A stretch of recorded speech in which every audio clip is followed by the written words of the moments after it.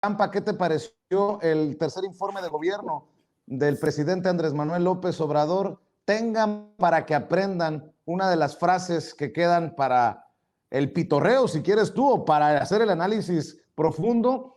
A mí en lo particular la que más me impactó fue lo de la farsa neoliberal y de parar en seco las privatizaciones. ¿Qué me dices desde tu perspectiva del tercer informe de gobierno del presidente?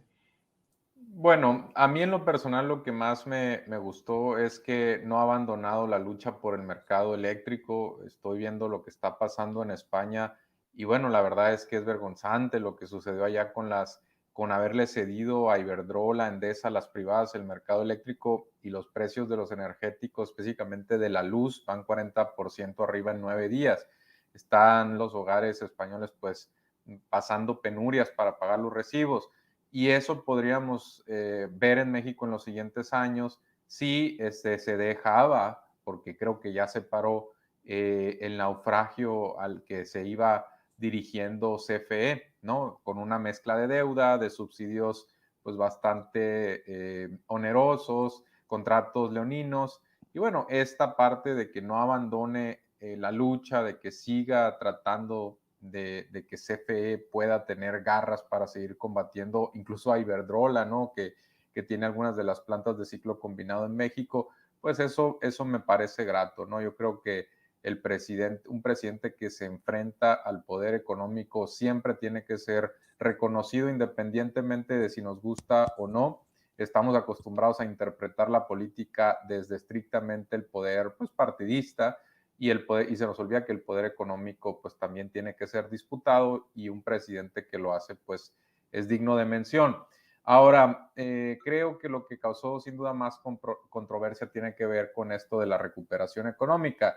Yo creo que tiene elementos para decir que ha habido una recuperación mucho más acelerada de lo previsto. Yo recuerdo que en foros de discusión a finales del 2020, cuando uno hablaba de un crecimiento encima del 3,5%, a uno lo daban por loco, ¿no? Demasiado optimista, de chairo, de lo que tú quieras, Vicente.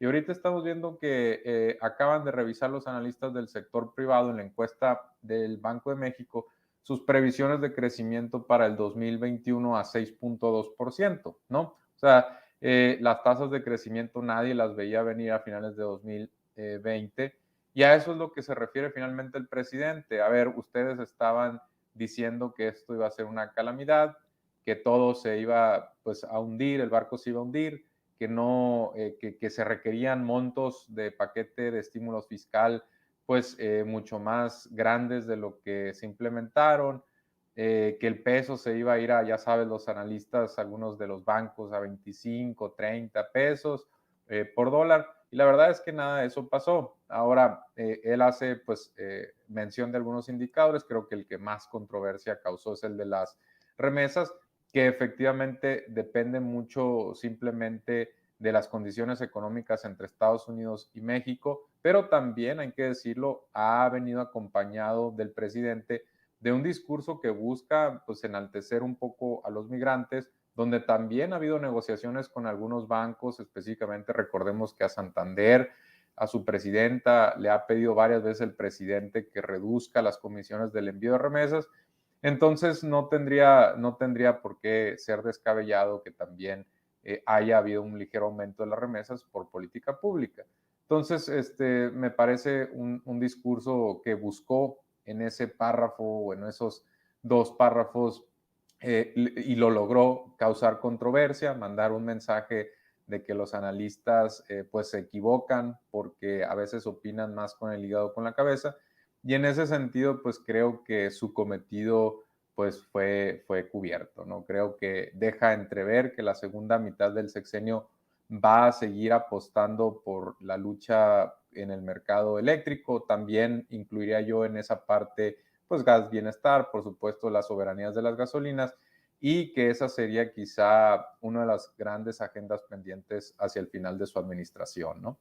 Así es, y aunque pues resulta doloroso que los feminicidios no vayan a la baja y que haya otros retos de seguridad, a mí me parece saludable también que el presidente Andrés Manuel López Obrador mantenga, desde mi perspectiva, Alejandro Almazán, un tono, pues yo no lo sentí como de triunfalista, de país de color de rosa, como estaban acostumbrados los otros presidentes.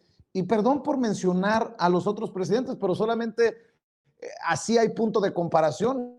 Acuérdense de los informes de gobierno de Enrique Peña Nieto. Yo me acuerdo que hasta utilizaban de estacionamiento el Zócalo. A mí me tocó verlo, nadie me lo contó. El Zócalo de la Ciudad de México.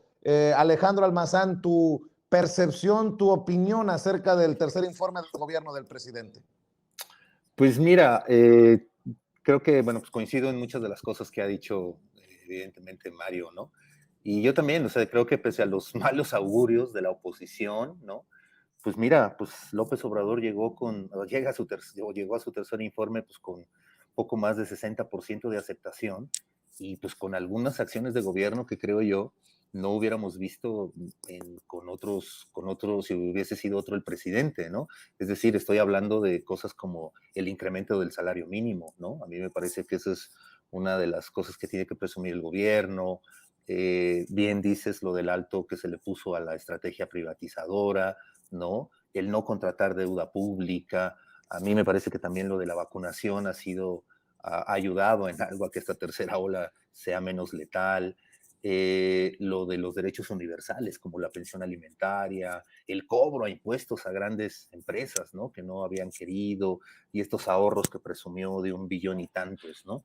O sea, creo que sí, pues tiene el presidente cifras para presumir, pero creo que también tiene talones de Aquiles, ¿no? Y que bueno, pues obvio, siempre hay unos claroscuros, yo no creo en los blancos ni en negros, la oposición cree que todo está en negro, a veces creo que la 4T cree que todo está en blanco, y no, yo creo que hay grises, o sea, talones de Aquiles podrían ser los migrantes, o sea, yo creo que tiene que haber una política realmente humanista con los migrantes. Lo de los feminicidios que acabas de hablar tú, como que lo acabas de decir, Vicente, ¿no? O sea, yo creo que también hay el alto, obvio hay algunos temas de la inseguridad como el robo, falta como una industrialización en el país, me parece, ¿no? Existe todavía la violación a derechos humanos, quizá no desde el Ejecutivo, pero bueno, pues los militares, los policías siguen cometiendo esta violación a derechos humanos.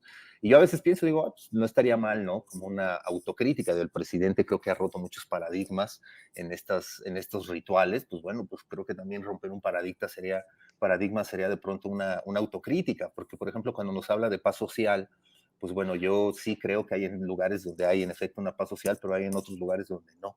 Y muchos de estos lugares en Tamaulipas, en Michoacán, en Sinaloa, en Baja California, en Sonora, ¿no? etc., pues bueno, no creo que pensarían en que hay esta paz social. O sea, yo creo que estos son como estos talones de Aquiles que se tendrían que recomponer en estos 3 años que le faltan, ¿no? Con esta recomposición incluso que está haciendo de su gabinete, en donde, bueno, pues está atrayendo más a su gente de confianza, ¿no? Al Tabasco Power, ¿no? Con el que realmente ha trabajado y no quizá con este gabinete que tenía, en donde tenía que pagar pues muchísimas cuotas, ¿no? Propio AMLO. Y lo que hablan, ¿no? Mucho, y que es el tema que pues, está de la controversia, pues sí, ¿no? Es el de las remesas, ¿no? Que en realidad, pues sí, ahí no tiene mucho, yo creo que no tiene mucho que ver López Obrador, aunque exista una política en donde, ay, sí, se les está reconociendo a los migrantes, a mí me parece que, bueno, pues cuando dice que adiós al neoliberalismo, pues bueno, pues las remesas pues no tendrían que ser parte de nuestra estrategia económica, ¿no? Si no queremos ya seguir siendo neoliberales, ¿no? Porque el neoliberalismo no solamente se para con las privatizaciones, ¿no? O sea, tiene que ver mucho el neoliberalismo, ¿no? Seguimos hundidos, seguimos metidos en el neoliberalismo. Va a ser muy difícil que salgamos de ahí, pero creo que con algunas de estas políticas que estaba dando el presidente, sí le pone ciertos diques, ¿no?